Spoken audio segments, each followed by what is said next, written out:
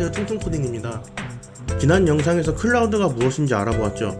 클라우드는 네트워크를 통해 제공되는 컴퓨팅 자원입니다. 이 자원들은 언제 어디서나 인터넷만 있으면 접근할 수 있습니다. 그럼 클라우드 컴퓨팅은 무엇일까요? 클라우드 컴퓨팅이란 컴퓨팅 자원을 네트워크를 통해 빌려 쓰면서 개발과 운영을 하는 방식을 말합니다. 지금부터 클라우드 컴퓨팅 덕분에 개발의 형태가 어떻게 변화했는지 알아보도록 하겠습니다. 지난 영상에서 클라우드의 장점은 유연성, 비용 절감, 글로벌 접근성이라고 말씀드렸습니다. 클라우드 컴퓨팅을 활용한 개발의 형태는 이 세 가지 장점을 잘 활용하는 방식으로 변해왔다고 생각하면 쉽습니다. 먼저 유연성에 대해 이야기해 보겠습니다. 과거에는 서버 관리가 복잡하여 운영자가 코드 배포와 서버 관리를 전담했고 개발자는 기능 구현과 코드 작성에만 집중했습니다. 그런데 클라우드 환경의 도입으로 서버 설정과 관리가 자동화되고 필요한 자원을 유연하게 사용할 수 있는 서비스들이 등장해 개발과 운영의 경계가 모호해졌습니다. 이로 인해 데브옵스 엔지니어라는 직군이 생겨 개발과 운영이 통합된 환경에서 협업하게 되었습니다. 데브옵스 엔지니어는 유연성을 확보하기 위해 구체적으로 다음과 같은 일을 합니다. 먼저 CI/CD 시스템을 설정하고 관리합니다. 이는 개발자가 코드를 작성하면 자동으로 오류가 없는지 테스트하고 문제가 없으면 사용자에게 바로 적용할 수 있게 배포해주는 과정입니다. 이를 통해 소프트웨어를 더 빠르고 안정적으로 업데이트할 수 있습니다. 두 번째는 서버리스 환경 구축입니다. 서버리스는 서버가 없다는 뜻이 아니라 서버 관리를 개발자가 직접 하지 않는다는 의미입니다. 마지막으로 인프라 관리 자동화입니다. 서버와 네트워크 설정을 코드로 작성해 관리하게 되는데 이를 코드 기반 인프라 관리라고 합니다. 예전에는 하나하나 수동으로 관리했던 서버를 이제는 코드를 작성하여 자동으로 관리합니다.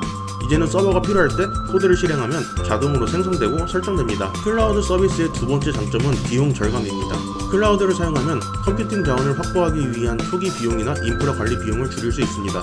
또한 필요한 자원을 필요할 때만 사용하기 때문에 비용을 효율적으로 관리할 수 있습니다. 이론적으로는요. 대표적인 클라우드 서비스인 AWS의 다양한 서비스 리스트입니다. 각각의 서비스는 과금 방식도 다르며 그 조합에 따라 비용도 천차만별입니다. 너무 많고 복잡하죠.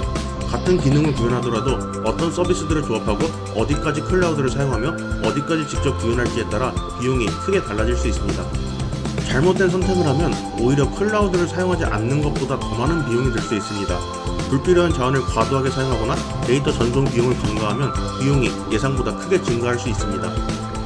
게다가 구글의 GCP, 마이크로소프트의 애저 등 다양한 클라우드 제공 업체의 서비스까지 고려하면 선택의 폭은 더 넓어지고 복잡성도 함께 증가합니다. 이 때문에 클라우드 아키텍처를 잘 설계하는 것이 매우 중요합니다. 효율적인 자원 사용과 비용 최적화를 위해서는 전문적인 설계와 관리가 필요합니다.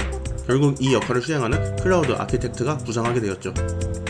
클라우드 아키텍트는 비용 절감을 위해 다음과 같은 것들을 고민합니다. 먼저 자신의 서비스 요구사항과 특성을 정확히 파악해 가장 적합한 클라우드 서비스를 선택하는 것이 중요합니다. 서비스가 주로 CPU, 메모리 또는 저장 공간 중 어느 자원을 많이 사용하는지에 따라 적합한 자원을 선택해야 합니다. 또한 클라우드 서비스 제공자가 전 세계에 나눠 관리하는 데이터 센터 그룹인 리전을 잘 선택해야 합니다. 서비스가 주로 사용되는 지역에 맞춰 리전을 선택함으로써 데이터 전송 비용을 최적화할 수 있습니다. 스토리지 성능과 용량을 분석해 불필요한 비용을 줄이는 것도 중요합니다. 서비스의 성장 속도에 맞춰 예약 인스턴스나 할인 요금제를 활용해 장기적인 비용 절감 전략을 설계해야 합니다. 트래픽 패턴에 맞춰 오토 스케일링을 설정해 자원을 효율적으로 관리하는 것도 고려해야 합니다. 클라우드의 세 번째 장점은 글로벌 접근성입니다. 클라우드 아키텍트는 비용 최적화뿐만 아니라 다음과 같은 요소들도 관리해야 합니다.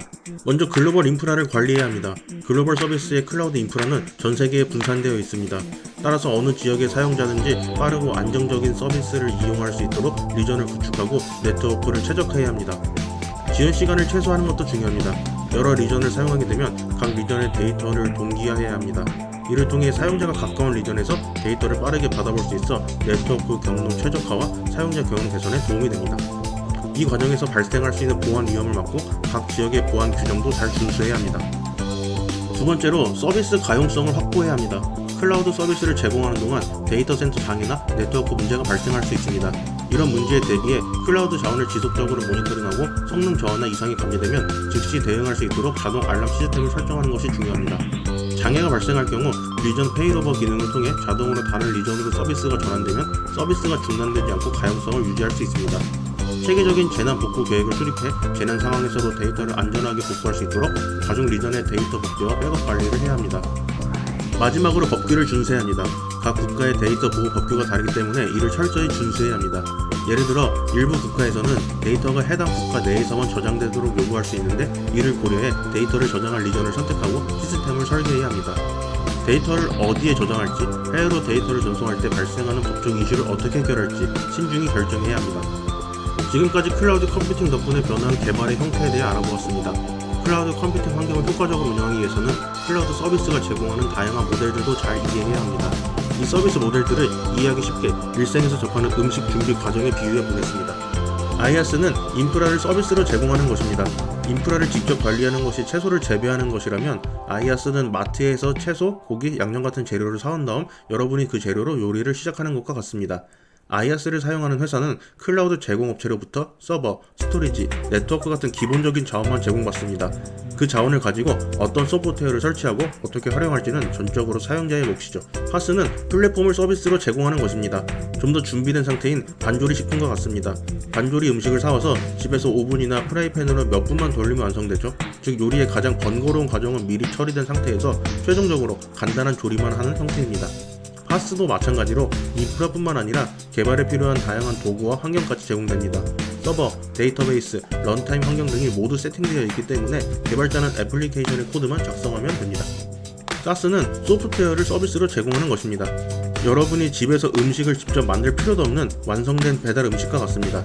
배달앱을 켜서 원하는 음식을 주문하면 이미 완성된 음식이 집 앞까지 배달되죠. 사스도 동일한 개념으로 사용자가 소프트웨어를 설치하거나 관리할 필요 없이 바로 사용할 수 있는 상태로 제공됩니다.